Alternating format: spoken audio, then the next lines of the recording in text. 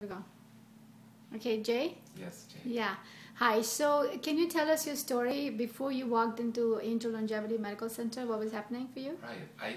I think myself is very healthy without major medical issue. That, for example, my blood sugar, my heartbeat, almost everything is remain normal. Mm-hmm. But it's true that I gone through so much stress in my whole life, 20, 30 years.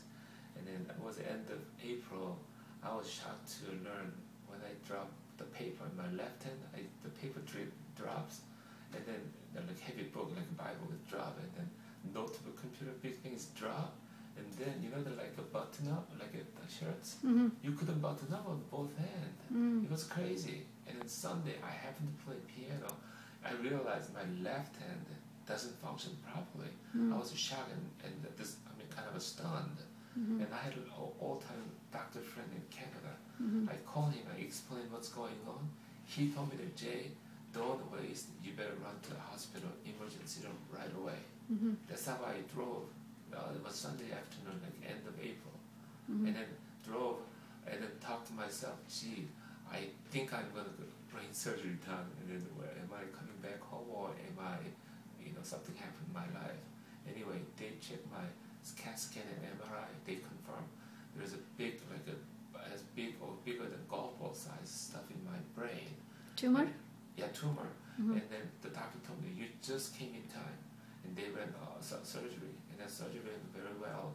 And then I was discharged for 3-4 days later. And then for 2 months, I thought everything was fine. I just ran around. It was June, July. And then August, first, second week, I fell downhill of escalator in hotel or conference. I got stunned. And the next day, I got admitted in the hospital, and doctor told me that this time, Jay, you may have just a few more days to live, because now they found 3 more, 1 big and 2 small, the tumor on my right.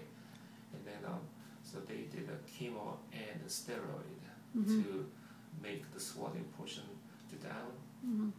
It was a week and a half. It was painful. And then furthermore, after I discharged from the first chemo, my throat, there were all the white things, infections on the inside, and I couldn't eat any food without water. I mean, even plain water.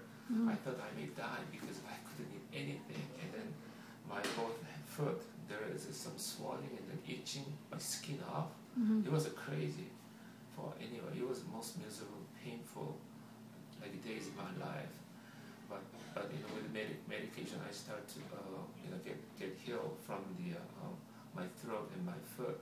But when I was in hospital, I really started looking into what other ways about cancer, because I saw my father died 3.5 years ago with lung cancer. He was mid-80s. He was a very strong man.